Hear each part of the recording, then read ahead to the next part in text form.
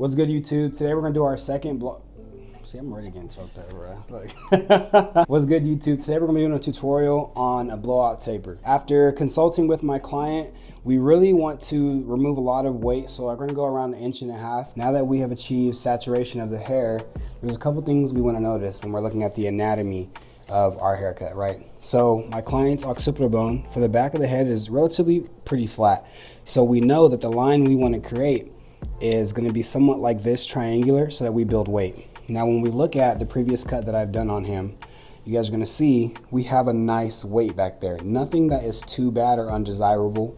If anything, we're going to remove just enough to where it's not overbearing for him in a month. And at first, we're going to want to find the apex. Using the big side of our comb, we are now going to take a section and part that.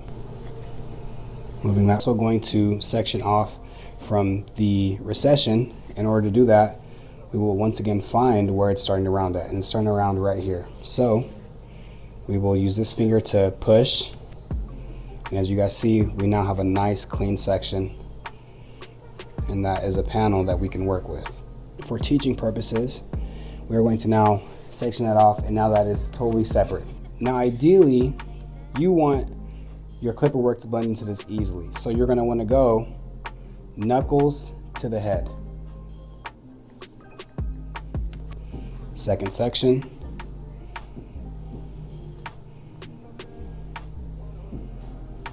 Knuckles to the head.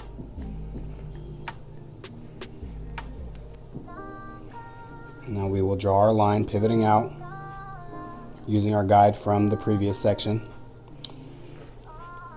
I will take one more section for a good measure. Although you do not have to, you can just pull that one down.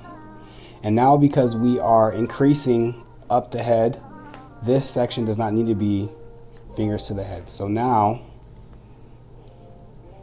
pulling slightly away, we are cutting this panel. And once again, pivoting out right here past the ear, so that this gets longer and in a sense triangular to connect to the back. Take our final section.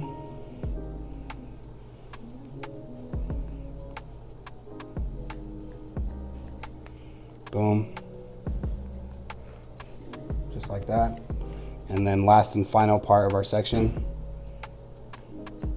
After we've done that, we will now check for movement, and as you see, it beautifully flows forward. We're gonna take this first section, going a little bit more diagonal down, because this is also where our clipper work is gonna blend into. We have a guide from our taper, right there. 1, 2, 3. Remember, do not cut past the second knuckle.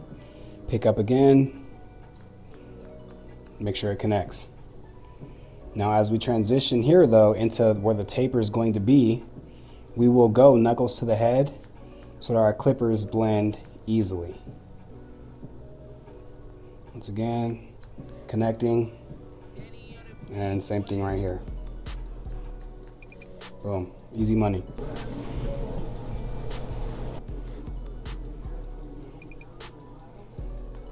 Find our guide. We are just going to repeat on the other side. We see we have our guide right there. We're actually going to pull this down, and we should have a peak. If we've done this correctly, we will have a peak. And as you guys see, now we have that peak right there. Now, depending on how creative the image is that you want to keep, you can leave that, but fundamentally my client does not need it, so I'm going to remove it for him, so he doesn't have to worry about any more excess weight in there than he really needs. When dictating the fringe, we're going to actually take a slight little section, and after consulting my client, the biggest thing we want is for the hair to be out of his eyes. Pull this hair down, and you guys can see my guide for my hair from the other side. And now, we're just going to add texture to that. Keep in mind to play it safe with bangs, because when they dry up, they will shrink. So for example, if your client tells you he wants the fringe to be middle of his forehead, you need to aim a little lower. Now that we have cut the fringe, we are going to take a profile section down the middle of the head. Using this right here, right, and imagine a comb's width. Taking our first section, boom, parting away, right? Remember, comb's width. And now we're going to take another section and we will pull this to the side. Now there are multiple ways to connect these panels right here to the side. I like to generally just pull to that foundation, which is underneath, using a square body elevation, right? So pulling straight to my chest and just connect. But I've also seen people just pull this up and over direct it upwards to the guide up top. There are a million ways to cut hair. It's okay with whichever way you choose to do, right? So we're pulling, our guide from underneath is there, and now we are just cutting.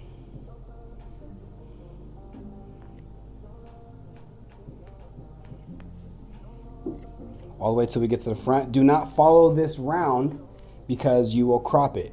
We're going to pull up section 5 and you will see our fringe, what we had cut earlier, is now there, and that's what's falling out. So we are going to remove that, and now we know all of this is what needs to be cut. And just like that, we will now follow this guide. All right, we're gonna pull a little bit of this out. I don't need that. And now we will cut. We're gonna pull that guide into this panel of the head. Now we are going to take sections, and when we do, we are going to see our guide. And usually our guide will be right here. It's usually the hair that's falling out of your hand. And now we are just cutting the top.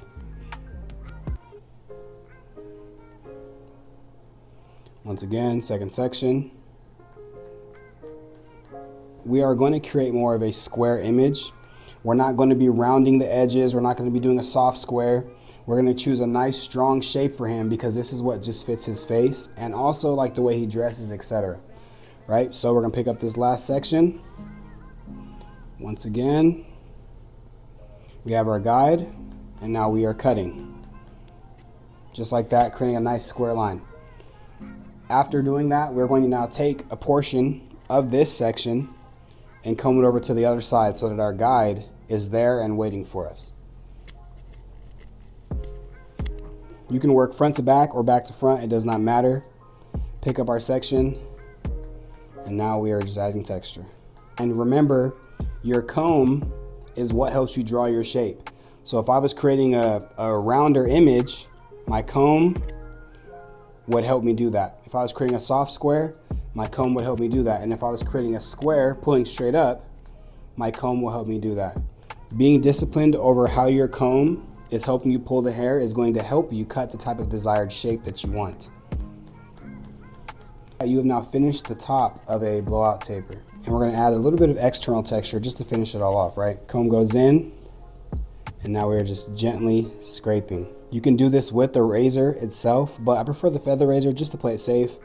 I have taken chunks out of people's hair, and I'm not trying to do that to this guy.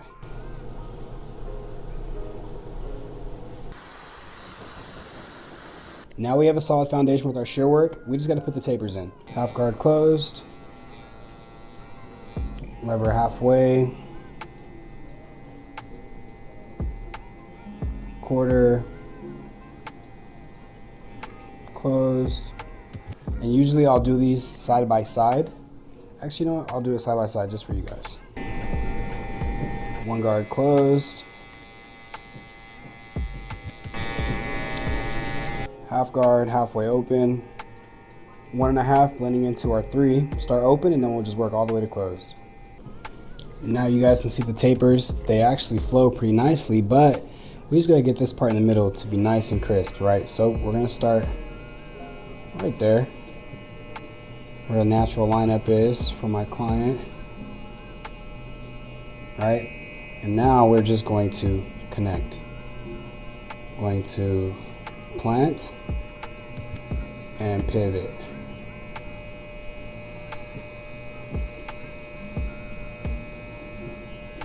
And that carries me all the way to right there. And now my lineup is complete.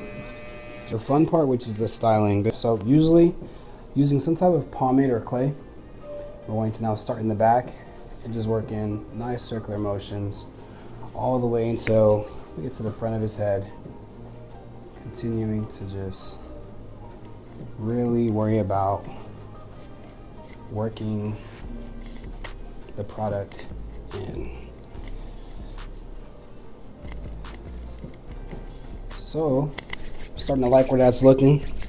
We are going to now start in the back. And at this point, it's a messy hairstyle, so there are no rules. But now we're just scrunching. I want to get this to kind of flow somewhat forward. So we're just going to push it forward. And just like that, we have a blowout taper. Thank you guys for watching. I'm gonna catch you in the next one.